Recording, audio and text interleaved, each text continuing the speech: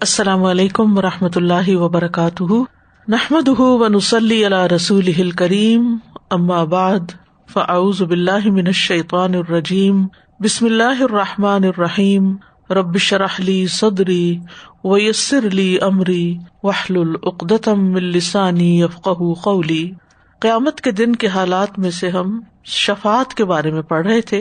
آج ہم انشاءاللہ اہل جہنم کی شفاعت کے بارے میں پڑھیں گے۔ بسم اللہ الرحمن الرحیم، لا اقسم بیوم القیامہ ولا اقسم بالنفس اللوامہ، ایحسب الانسان ان لن نجمع عظامہ، بلا قادرین علی ان نسوی بنانہ، بل یرید الانسان لیفجر امامہ، یسأل ایان یوم القیامہ، فإذا برق البصر وخسف القمر وجمع الشمس والقمر، یقول الانسان یومئذ أین المفر، کلا لا وزر إلی ربک یومئذ المستقر۔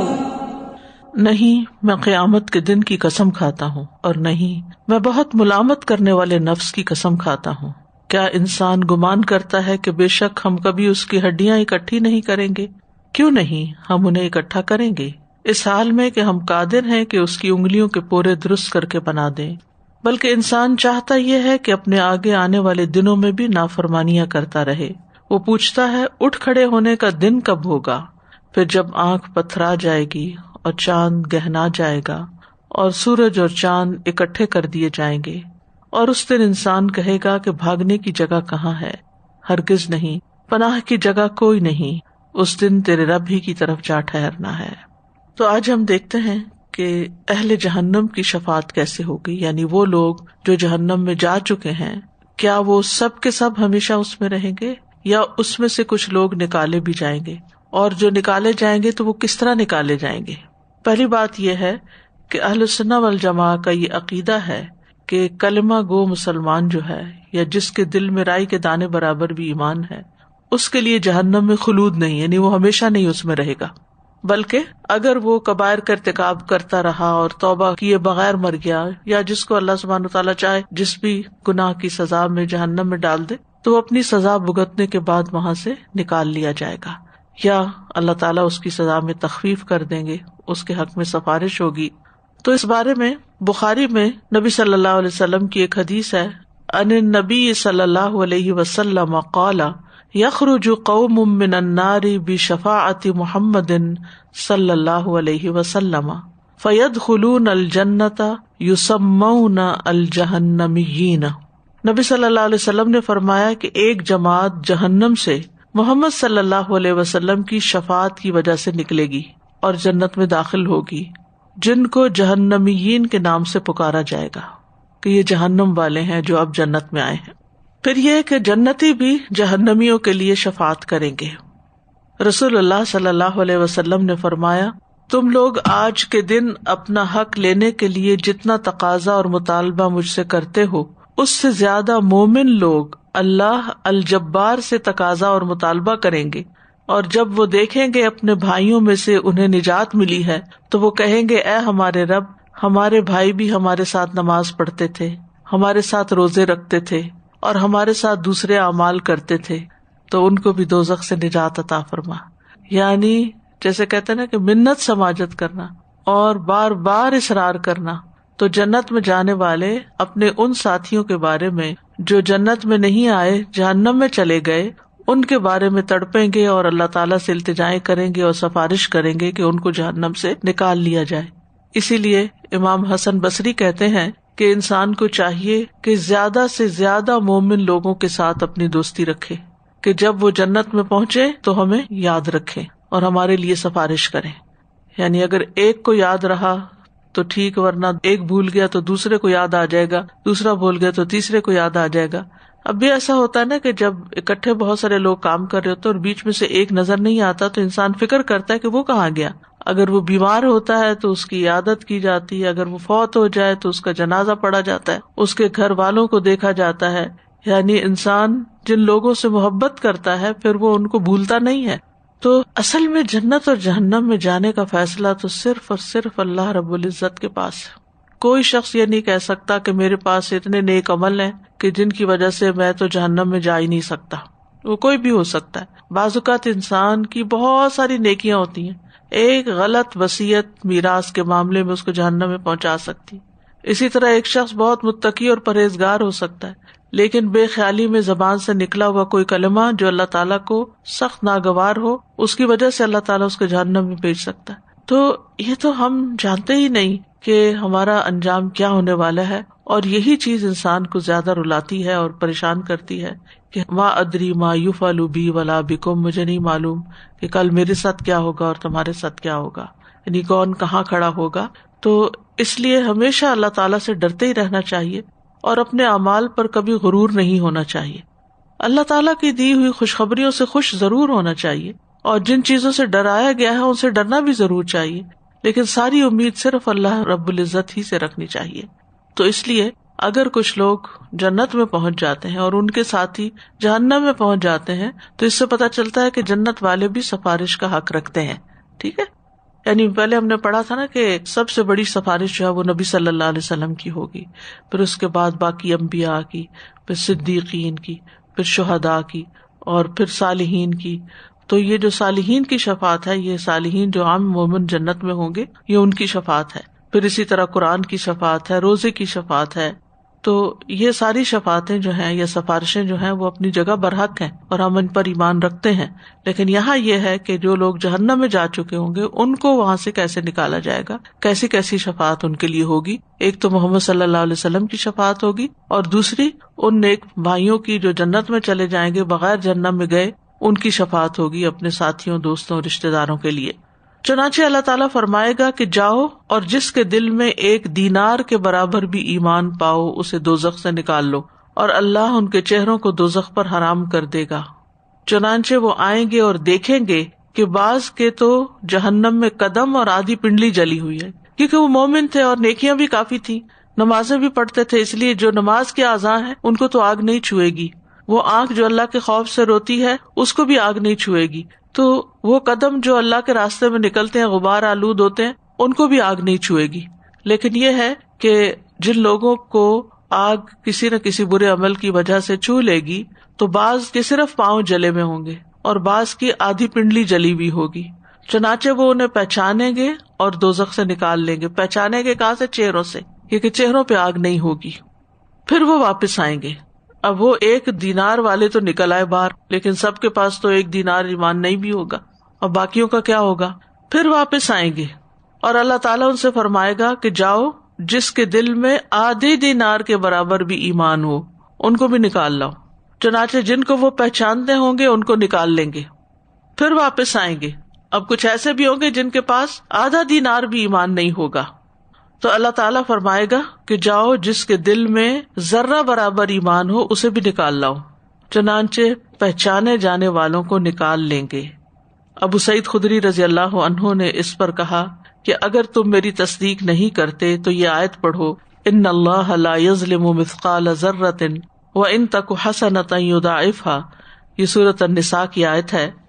اللہ تعالیٰ ذرہ برابر بھی کسی پر ظلم نہیں کرتا، اگر نیکی ہے تو اسے بڑھاتا ہے. یعنی اگر ذرے برابر بھی ایمان ہے تو اس کا بھی فائدہ ہو جائے گا انسان کو، چاہے وہ دیر سے ہو، تاخیر سے ہو، لیکن فائدہ ہوگا. الٹیمیٹلی وہ انسان جہنم سے نکال لیا جائے گا. تو اس سے ایک بات تو یہ پتہ چلتی ہے کہ انسان کو صرف یہ سوچنا کافی نہیں کہ چونکہ میں ایمان لے آیا ہوں تو بس ٹھیک ہے اب جنت میرے لیے واجب ہو گئی ہے. ہاں جنت ہے، الٹیمیٹلی جنت ہے، لیکن اعمال کی بھی فکر کرنی چاہیے، کیونکہ انسان کو نہیں پتا کہ اس کا کون سا اچھا عمل اللہ تعالیٰ کو پسند آ جائے اور اس کو جنت میں داخل کر دے، اور کون سا اس کا برا عمل یا کبھی کوتاہی جو ہے وہ اس کو جہنم میں لے جائے. پھر اسی طرح گناہگاروں کی کثیر تعداد شفاعت سے فیضیاب ہوگی. رسول اللہ صلی اللہ علیہ وسلم نے فرمایا وہ لوگ جو آگ والے ہیں وہ کون ہیں؟ کفار. وہ اس میں نہ تو مریں گے نہ زندہ رہیں گے، جیسے سورۃ العلیٰ میں آتا نا ثم لا يموت فيها ولا يحيا. لیکن کچھ لوگ جو اپنے گناہوں کی وجہ سے دوزخ میں جائیں گے، آگ انہیں جلا کر کوئلہ بنا دے گی، اس کے بعد شفاعت کی اجازت دی جائے گی. پس یہ لوگ گروہ در گروہ لائے جائیں گے، پھر انہیں جنت کی نہروں میں ڈالا جائے گا. پھر جنت والوں سے کہا جائے گا کہ اے جنت والو ان پر پانی ڈالو، جس سے وہ تر و تازہ ہو کر اٹھ کھڑے ہوں گے، جس طرح پانی کے بہاؤ سے آنے والی مٹی میں سے دانا سرسبز اور شاداب ہو کر نکل آتا ہے. تو اس حدیث سے کیا پتہ چلتا ہے کہ جو کفار ہیں وہ تو جہنم میں ہی مستقل طور پر رہیں گے، لیکن جو لوگ اپنے کچھ گناہوں کی وجہ سے دوزخ میں جائیں گے، وَلَٰكِن نَاسٌ أَصَابَتْهُمُ النَّارُ بِذُنُوبِهِمْ أَوْ قَالَ بِخَطَايَاهُمْ، تو پھر کیا ہوگا؟ آگ انہیں جلا کر کوئلہ بنا دے گی. فَأَمَاتَهُمْ إِمَاتَةً حَتَّى إِذَا كَانُوا فَحْمًا، یعنی جل کے کوئلہ ہو جائیں گے، چاہے پاؤں، چاہے پنڈلیاں، چاہے آدھے جسم، چاہے پورے جسم، جتنے بھی جو اللہ کو منظور. اس کے بعد شفاعت کی اجازت ہوگی، یعنی ایک دفعہ وہ جہنم کا مزہ ضرور چکھیں گے، پھر شفاعت ہوگی، اور پھر شفاعت جب ہوگی تو کثیر تعداد میں نکالے جائیں گے. تو اس سے یہ پتہ چلتا ہے کہ مومنین کی ایک بڑی تعداد جہنم میں بھی جائے گی، کیونکہ یہاں پر آیا ہے کہ گروہ در گروہ لائے جائیں گے وہاں سے نکال کر، پھر انہیں جنت کی نہروں میں ڈالا جائے گا، اور پھر جنت والے ان پہ پانی ڈالیں گے جس سے ان کے جلے ہوئے جسم جو ہیں دوبارہ فریش ہو کر صحیح سلامت بنیں گے. اور پھر آپ صلی اللہ علیہ وسلم نے مثال دی، جس طرح پانی کے بہاؤ سے آنے والی مٹی میں کوئی دانا جا گرتا ہے تو وہ بہت سرسبز اور شاداب ہو کر نکلتا ہے، کیونکہ وہ جو بہاؤ کے ساتھ مٹی آتی ہے نا وہ بہت عمدہ زرخیز مٹی ہوتی ہے. پھر ایک روایت سے پتہ چلتا ہے کہ چہرے کے علاوہ سارا جسم جلا ہوا ہوگا. رسول اللہ صلی اللہ علیہ وسلم نے فرمایا کچھ لوگ جہنم سے نکال کر جنت میں اس حالت میں داخل کیے جائیں گے کہ ان کے چہروں کی گلائی کے علاوہ ان کا سارا جسم جل چکا ہوگا. پھر ایک اور روایت میں آتا ہے جو مسند احمد کی ہے کہ کوئلہ بن جانے کے بعد نبی صلی اللہ علیہ وسلم نے فرمایا کچھ لوگ اپنے گناہوں کی وجہ سے جہنم میں داخل کیے جائیں گے، جب وہ جل کر کوئلہ بن جائیں گے تو انہیں جنت میں داخل کر دیا جائے گا. اہل جنت پوچھیں گے کہ یہ کون لوگ ہیں؟ انہیں بتایا جائے گا کہ یہ جہنمیون ہیں، کیونکہ ان کے جسموں پر جلنے کے نشان بھی ہوں گے. اگرچہ وہ جسم دوبارہ بن جائیں گے لیکن ان کے اوپر اثرات ہوں گے، کیونکہ وہ دوسروں سے ڈفرنٹ نظر آئیں گے، اسی لیے اہل جنت پوچھیں گے کہ یہ کون ہے. جنت میں بھی چونکہ ایک کثیر تعداد ہوگی اور اس میں سے ہر کوئی ہر ایک کو نہیں پہچانتا ہوگا. اب آپ دیکھیں اس وقت بھی مسلمان کن کن رنگوں، نسلوں، علاقوں اور جگہوں کے رہنے والے ہیں، تو ان میں سے کون کون جنت میں جائے گا اور کہاں کہاں اس کا بسیرا ہوگا، اور سب لوگ سب کو پہچانتے نہیں ہوں گے. تو جو جس کو پہچانتا ہوگا جنت میں جانے سے پہلے ان کو نہر حیات میں ڈالا جائے گا.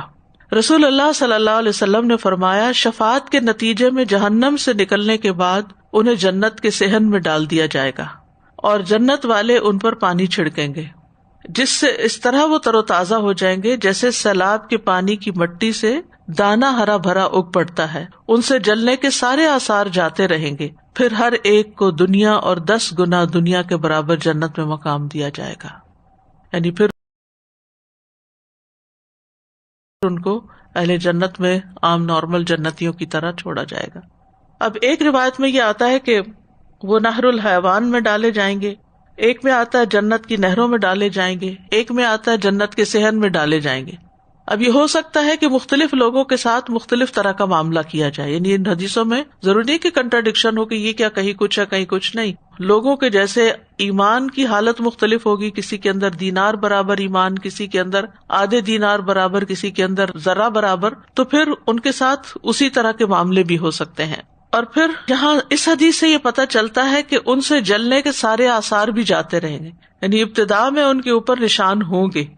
اب یوں بھی ہو سکتا ہے کہ پہلے وہ نہر الحیات میں جب اگے اور پھر وہ جنت میں لا کے صحن میں ڈالے گئے، پھر جنت کا پانی جب ان کو لگا تو پھر ان کے جو داغ تھے وہ بھی چلے گئے، اور پھر ان کو دنیا اور 10 گنا دنیا کے برابر جنت میں مقام دیا جائے گا. اب کچھ لوگوں کے تو درجات بہت بلند ہو گئے، ان کو ایسی جنتوں میں بسایا جائے گا کہ ارضھا السماوات والارض، کہ جس کی وسعت آسمان اور زمین کے برابر ہوگی، اور یہاں ان کو دنیا کے 10 گنا کے برابر اسی طرح ایک اور حدیث سے پتہ چلتا ہے کہ شفاعت کے بعد چھوٹی ککڑیوں کی طرح نکلیں گے. ککڑی کہتے ہیں تر کو، جیسے کیوکمبر ہوتا ہے.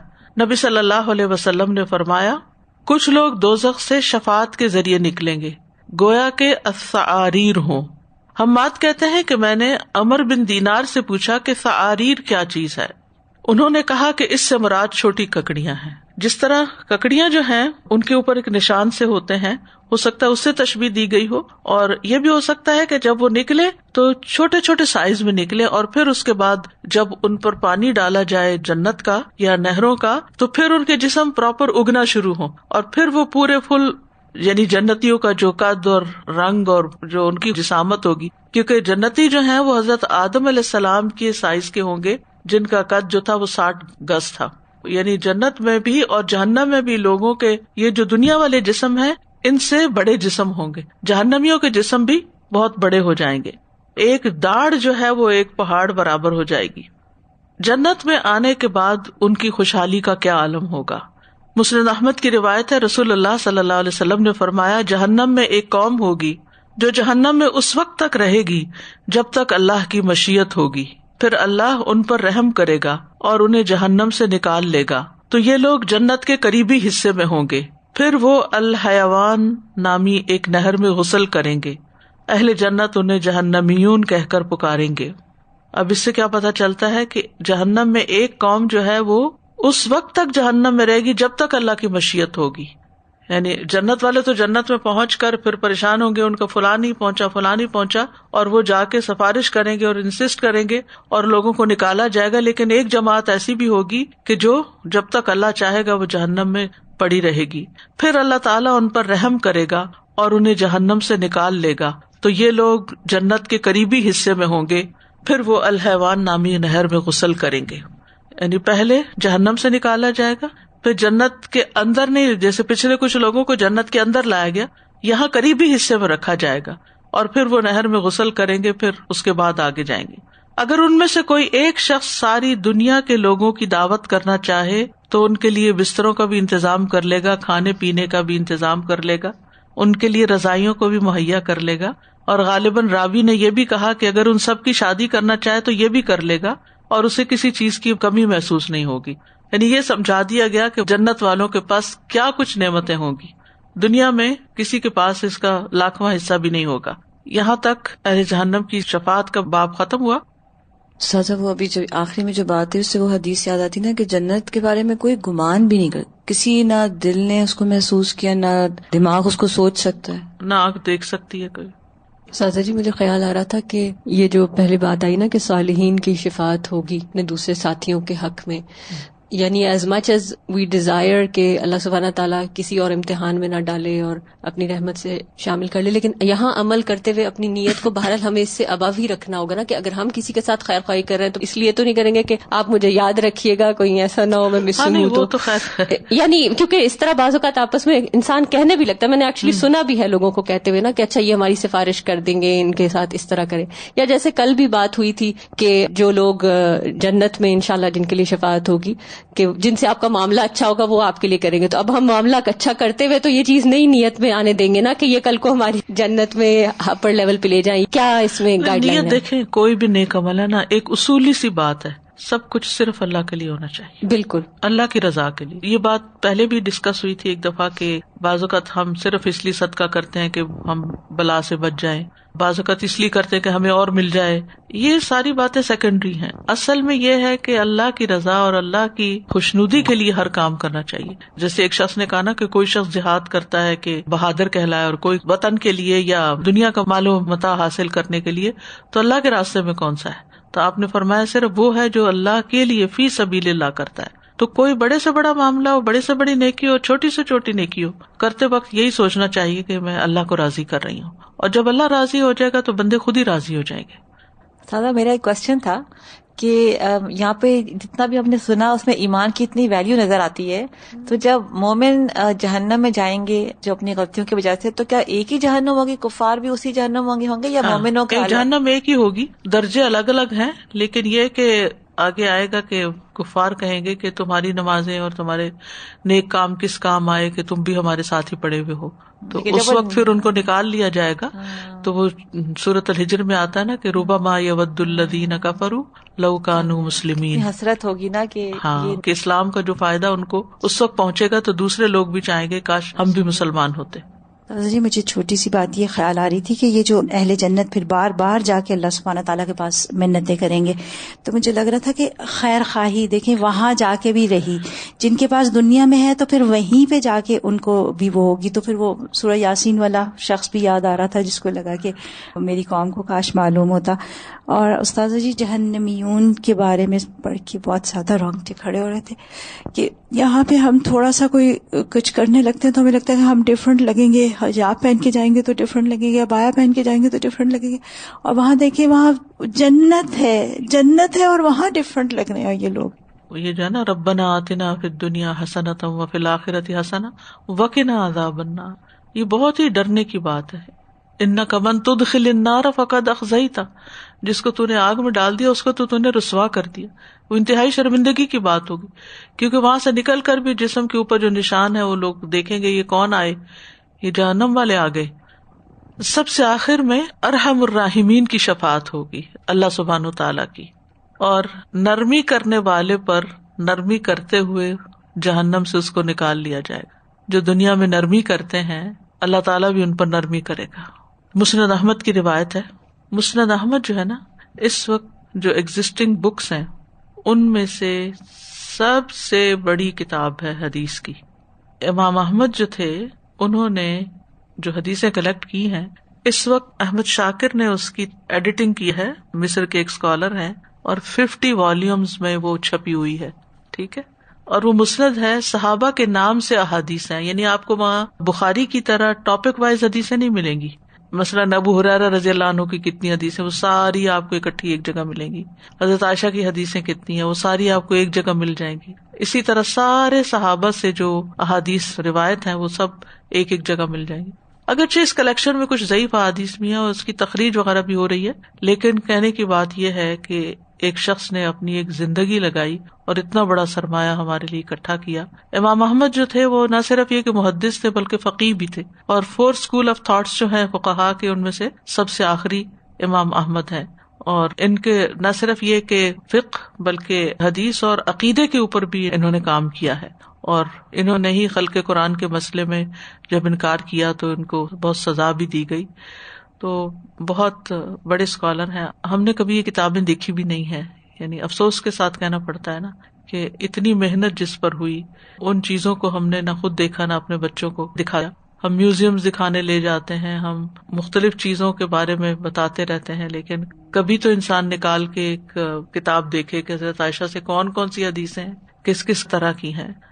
میں جب یونیورسٹی میں پڑھاتی تھی نا، جیسے علوم الحدیث میرا سبجیکٹ تھا پڑھانے کا، تو میں نے علوم الحدیث پر اس وقت تک جتنی، یہ لیٹ 80s کی بات ہے، جتنی کتابیں چھپی ہوئی تھی وہ سب خرید لی تھی. اور جب میں کلاس میں جاتی تھی تو پورا پائل میں ساتھ اٹھا کے لے کے جاتی تھی. اور جو میں انٹروڈیوس کراتی تھی کہ سب سے پہلی کتاب یہ رام ہرمزی کی چھپی ہے المحدث الفاصل، تو وہ پھر میں نکال کے دکھاتی تھی یہ کتاب ہے، پھر دوسری یہ ہے، پھر تیسری، اس کے بعد یہ، اس کے بعد یہ، اس کے اب تک کی کیا چھپی ہیں جو اویلیبل تھیں. جہاں بھی ہم گئے ہم نے بہت کتابیں خریدی. تو پھر وہ میں اسٹوڈینٹس کو کہتی تھی کہ آپ ان کی کم از کم زیارت کر لیں کہ آپ کو یہ پتا ہو کہ ہمارے پاس کیا کیا سرمایہ، کیونکہ حدیث کے اوپر شکوک و شبہات بہت ڈالے گئے ہیں نا. اور میرا اس سبجیکٹ کو پڑھنے کا ایک مقصد یہ بھی تھا کہ ان شکوک و شبہات کا کچھ نہ کچھ جواب دیا جائے، یا کم از کم یہ ہے کہ اپنے اوپر اثر نہ آنے دیا جائے، خود نہ شک کا شکار ہوا جائے.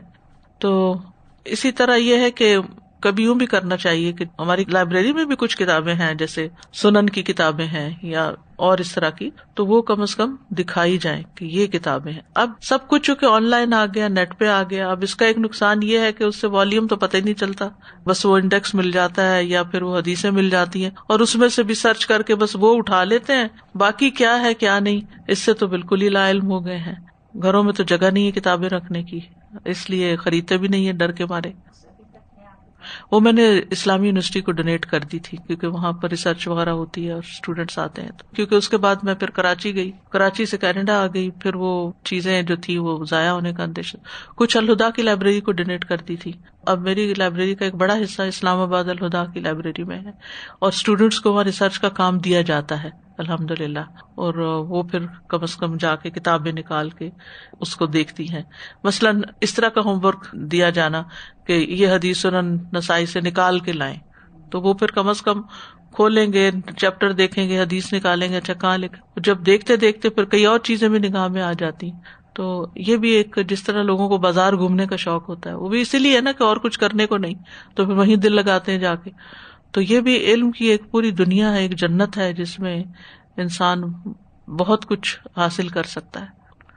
تو سب سے آخر میں ارحم الراحمین کی شفاعت ہوگی. رسول اللہ صلی اللہ علیہ وسلم نے فرمایا, جب سب سفارش کر چکیں گے تو اللہ عز و جل فرمائیں گے کہ میں ارحم الراحمین ہوں. جنت میں وہ تمام لوگ داخل ہو جائیں جو میرے ساتھ کسی کو شریک نہیں ٹھہراتے تھے. چنانچہ ایسے تمام لوگ جنت میں داخل ہو جائیں گے.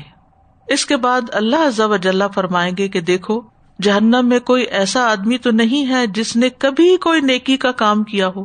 تو جہنم میں انہیں ایک آدمی ملے گا.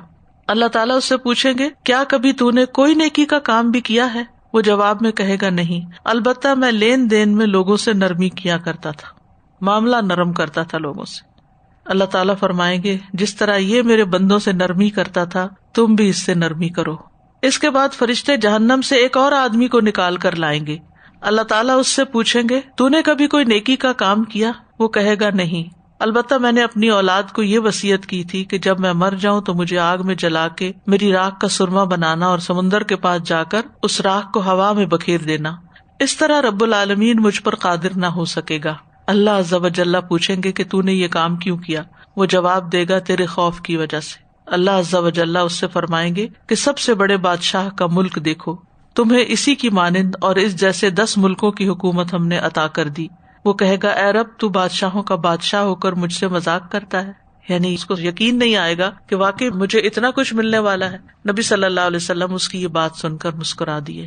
تو اس سے کیا پتا چلتا ہے کہ نرمی کرنا اور اللہ کا خوف اختیار کرنا یہ وہ چیزیں ہیں کہ جو بالآخر انسان کو جہنم سے نکال دیں گی.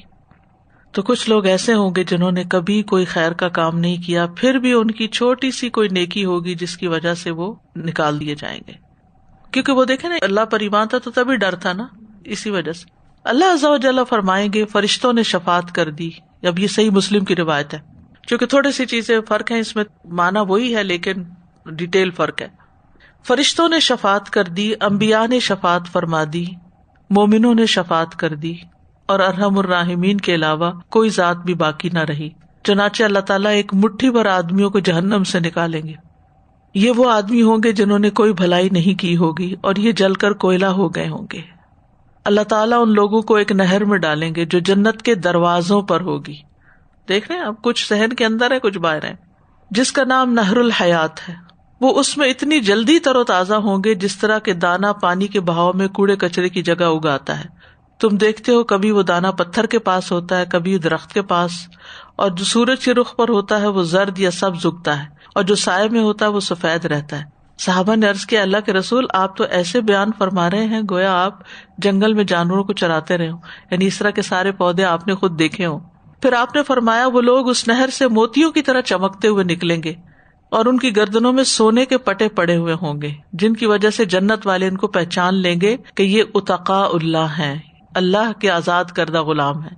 عتیق کہتے ہیں نا آزاد کردہ کو, جنہیں اللہ تعالیٰ نے بغیر کسی عمل کے اور بغیر کسی نیکی کے جو انہوں نے آگے بھیجی دوزخ سے آزاد فرما دیا. یہ خاص اللہ سبحانہ تعالیٰ کی رحمت اور مرسی کا ایک حصہ ہوگا.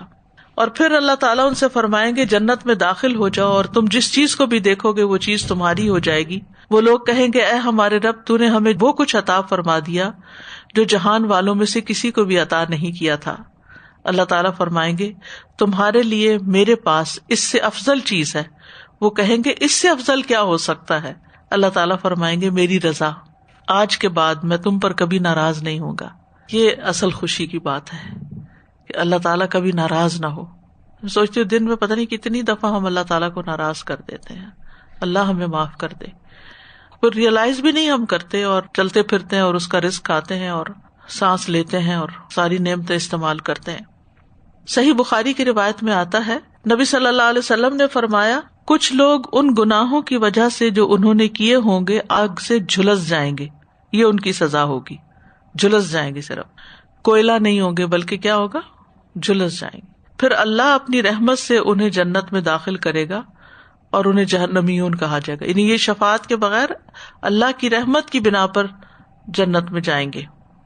پھر مسند احمد کی ایک اور روایت ہے کہ اللہ کے علم اور رحمت کی وجہ سے جہنم سے جو لوگ نکلیں گے، رسول اللہ صلی اللہ علیہ وسلم نے فرمایا جب اہل جنت اور اہل جہنم میں امتیاز ہو جائے گا، الگ الگ ہو جائیں گے، اور جنتی جنت میں اور جہنمی جہنم میں داخل ہو جائیں گے، تو انبیاء کھڑے ہو کر سفارش کریں گے. ان سے کہا جائے گا جاؤ اور جس جس کو پہچانتے ہو اسے جہنم سے نکال لاؤ. نبی صلی اللہ علیہ وسلم ہمیں کس چیز سے پہچانیں گے؟ وضو کے اعضاء کے چمکنے کی وجہ سے.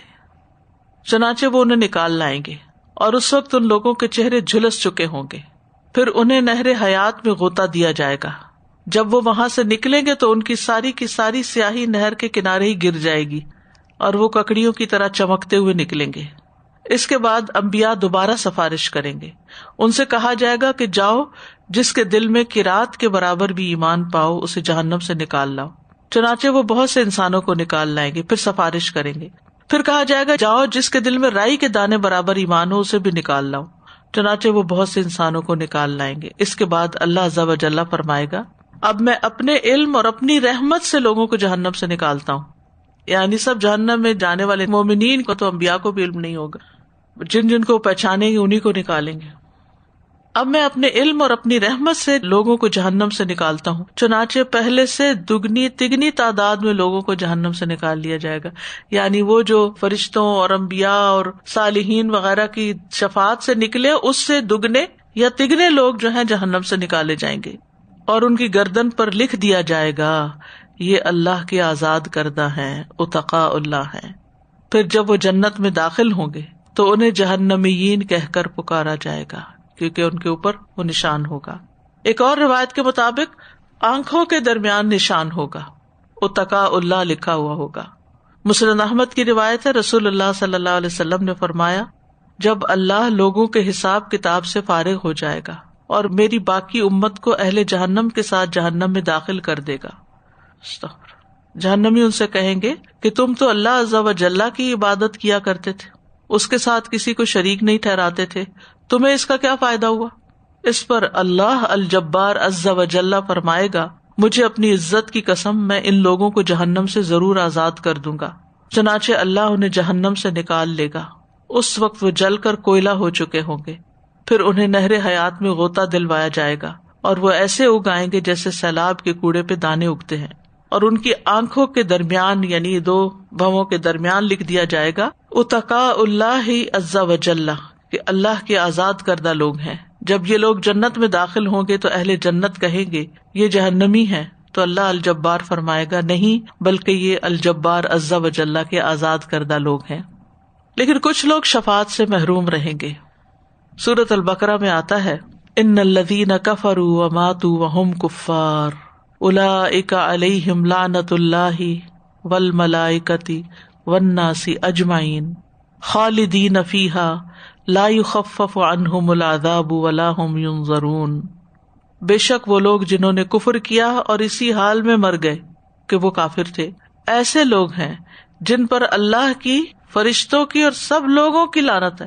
اس کا مطلب کوئی ان پہ سفارش نہیں کرے گا، نہ فرشتے کریں گے، نہ اللہ سبحانہ تعالیٰ کا رحم و کرم ہوگا، اور نہ ہی نیک لوگ ان کی سفارش کریں گے. ہمیشہ اس میں رہنے والے ہیں، نہ ان سے عذاب ہلکا کیا جائے گا نہ انہیں مہلت دی جائے گی. لا یخفف عنہم العذاب ولا هم ینظرون. سورۃ النساء میں آتا ہے 48 ان اللہ لا یغفر ان یشرک بہ ویغفر ما دون ذلک لمن یشاء. بے شک اللہ اس بات کو نہیں بخشے گا کہ اس کا شریک بنایا جائے، اور وہ بخش دے گا جو اس کے علاوہ ہے جسے چاہے گا. تو اس کا مطلب یہ کہ کفار اور مشرکین بھی جہنم میں ہمیشہ رہیں گے. تو شرک جو ہے یہ انسان کے لیے بہت بڑی مصیبت کی بات ہے. نبی صلی اللہ علیہ وسلم نے فرمایا قیامت کے دن میں اپنے رب سے اس کے گھر میں آنے کے لیے اجازت چاہوں گا، مجھے اس کی اجازت دی جائے گی. پھر میں اللہ تعالیٰ کو دیکھتے ہی سجدے میں گر پڑوں گا اور اللہ تعالیٰ مجھے جب تک چاہے گا اسی حالت میں رہنے دے گا. پھر فرمائے گا اے محمد سر اٹھاؤ، کہو سنا جائے گا، شفاعت کرو تمہاری شفاعت قبول کی جائے گی، مانگو دیا جائے گا. پھر میں اپنا سر اٹھاؤں گا اور اپنے رب کی حمد و ثنا کروں گا جو وہ مجھے سکھائے گا. پھر میں شفاعت کروں گا، چنانچہ میرے لیے حد مقرر کی جائے گی اور میں اس کے مطابق لوگوں کو دوزخ سے نکال کر جنت میں لاؤں گا کہ اتنے لا سکتے ہیں آپ. پھر میں دوسری مرتبہ اپنے رب سے اس کے گھر میں آنے کے لیے اجازت چاہوں گا، مجھے اس کی اجازت دی جائے گی. پھر میں اللہ تعالیٰ کو دیکھتے ہی سجدے میں گر پڑوں گا اور اللہ تعالیٰ مجھے جب تک چاہے گا اسی حالت میں رہنے دے گا. پھر فرمائے گا محمد سر اٹھاؤ، کہو سنا جائے گا، شفاعت کرو تمہاری شفاعت قبول کی جائے گی، مانگو دیا جائے گا. پھر میں اپنا سر اٹھاؤں گا اور اپنے رب کی حمد و ثنا کروں گا جو وہ مجھے سکھائے گا. پھر میں شفاعت کروں گا، چنانچہ میرے لیے حد مقرر کی جائے گی اور میں اس کے مطابق لوگوں کو دوزخ سے نکال کر جنت میں داخل کروں گا. پھر تیسری مرتبہ اپنے رب سے اس کے گھر کے لیے اجازت چاہوں گا، مجھے اجازت دی جائے گی. پھر میں اللہ رب العزت کو دیکھتے ہی اس کے لیے سجدے میں گر پڑوں گا اور اللہ تعالیٰ جب تک چاہے گا مجھے یوں ہی چھوڑے رکھے گا. پھر فرمائے گا اے محمد سر اٹھاؤ، کہو سنا جائے گا، شفاعت کرو قبول کی جائے گی، مانگو دیا جائے گا. آپ نے بیان کیا کہ میں اپنا سر اٹھاؤں گا اور اپنے رب کی ایسی حمد و ثنا کروں گا جو وہ مجھے سکھائے گا. پھر شفاعت کروں گا اور میرے لیے حد مقرر کر دی جائے گی. پھر میں لوگوں کو نکالوں گا اور انہیں جہنم سے نکال کر جنت میں داخل کروں گا، یہاں تک کہ جہنم میں صرف وہی لوگ باقی رہ جائیں گے جنہیں قرآن نے روک رکھا ہوگا. پھر آپ نے یہ آیت تلاوت کی، عسیٰ ان یبعثک ربک مقاما محمودا، قریب ہے کہ آپ کا رب آپ کو مقام محمود پر بھیجے. فرمایا یہی وہ مقام محمود ہے جس کے لیے اللہ تعالیٰ نے تمہارے نبی سے وعدہ کیا ہے. تو یہ قرآن نے روک رکھے کا مطلب یہ ہے کہ جن کے بارے میں قرآن کی یہ آیات اوپر جو آپ پڑھ چکے ہیں کہ یہ کفر اور شرک کی وجہ سے جہنم میں ہمیشہ رہیں گے. اسی طرح انبیاء اور نیک لوگوں کے قریبی کافر رشتہ دار شفاعت سے محروم ہوں گے. ابو ہریرہ رضی اللہ عنہ سے مروی ہے، وہ کہتے ہیں کہ رسول اللہ صلی اللہ علیہ وسلم نے فرمایا، ایک شخص قیامت کے دن اپنے باپ سے ملے گا اور کہے گا اے ابا جان میں کیسا بیٹا تھا؟ تو باپ کہے گا بہترین بیٹا. تو وہ کہے گا کیا آج تم میری اطاعت کرو گے؟ تو وہ کہے گا ہاں. تو بیٹا کہے گا میرا تہمت پکڑ لو، اور وہ اس کے تہمت کو تھام لے گا. پھر وہ چل پڑیں گے یہاں تک کہ اللہ تعالیٰ کے پاس پہنچیں گے، اس حال میں کہ اللہ تعالیٰ مخلوق کے سامنے جلوہ گر ہوں گے. اللہ تعالیٰ فرمائیں گے اے میرے بندے تم جنت کے جس دروازے سے داخل ہونا چاہو ہو جاؤ. وہ کہے گا یا اللہ میرا باپ بھی میرے ساتھ ہی جائے گا، تو نے میرے ساتھ وعدہ کر رکھا ہے، تو مجھے رسوا نہ کرے گا. اللہ تعالیٰ باپ کی شکل بجو کی طرح بنا دے گا اور وہ جہنم میں گر پڑے گا. وہ اپنی ناک کو پکڑے گا. اللہ تعالیٰ فرمائے گا اے میرے بندے کیا وہ تیرا باپ ہے؟ وہ کہے گا یا اللہ تیری عزت کی قسم وہ میرا باپ نہیں، کیونکہ اس کی شکل بدل دی جائے گی. حضرت ابراہیم علیہ السلام کے بارے میں آئیے کہ انہوں نے دعا کی تھی وَلَا تُخْزِنِي يَوْمَ يُبْعَثُونَ. پھر اسی طرح جو ظالم انسان ہیں ان کا نہ کوئی دوست ہوگا نہ کوئی سفارشی جس کی بات مانی جائے. ظالمین سے مراد مشرکین ہی ہے، لیکن اگر عام معنی میں ظالم لیا جائے تو یہ بہت بڑی بات ہے کہ ظالموں کا کوئی دوست نہیں ہوتا اور نہ ان کا کوئی سفارشی ہوتا ہے، کیونکہ لوگوں کے دل ان کے خلاف نفرت سے بھرے ہوتے ہیں. وہ کہتے ہیں ان کو تو مزہ چکھنا ہی چاہیے. اس وقت بھی دیکھیں دنیا میں جو لوگ ظلم کرتے ہیں تو لوگ ان کو کیسی کیسی بددعائیں دیتے ہیں اور ان کے بارے میں کیسا سوچتے ہیں کہ خدا ان کو پکڑے اور ان کا برا ہو. اسی طرح غلو کرتے ہوئے اسلام سے خارج ہونے والا، نبی صلی اللہ علیہ وسلم نے فرمایا میری امت کے 2 قسم کے افراد کے حق میں میری شفاعت قبول نہیں ہوگی. نمبر 1 انتہائی ظالم حکمران، اور نمبر 2 غلو کرتے کرتے دائرۂ مذہب سے خارج ہونے والا. کیا مطلب؟ یعنی دین میں ایسی باتیں کرے کہ وہ دین سے ہی باہر نکل جائے. ایک روز کسی نے مجھے کلپ بھیجا، اس میں کوئی ذاکر کہہ رہا تھا کہ تم لوگ اللہ کی عبادت کے لیے نہیں پیدا ہوئے کیونکہ وہ تو ہو ہی نہیں سکتی کسی سے، تم لوگ علی کی عبادت کے لیے پیدا ہوئے. اس کے علاوہ بھی ایسی ایسی باتیں تھی کہ جو زبان پہ نہیں لائی جا سکتی، اتنے کفریہ کلمات تھے. تو بات یہ ہے کہ بعض اوقات لوگ دین میں ہی اتنا غلو کر لیتے ہیں کہ وہ دین ہی نہیں رہتا اور دین کے نام پہ کر رہے ہوتے ہیں. تو اس سے بھی بچنے کی ضرورت ہے. اللہ سبحانہ وتعالی ہمیں ظلم اور غلو دونوں چیزوں سے بچائے. وآخر دعوانا ان الحمد للہ رب العالمین. سبحانک اللہم وبحمدک اشہد ان لا الہ الا انت استغفرک واتوب الیک. السلام علیکم ورحمۃ اللہ وبرکاتہ.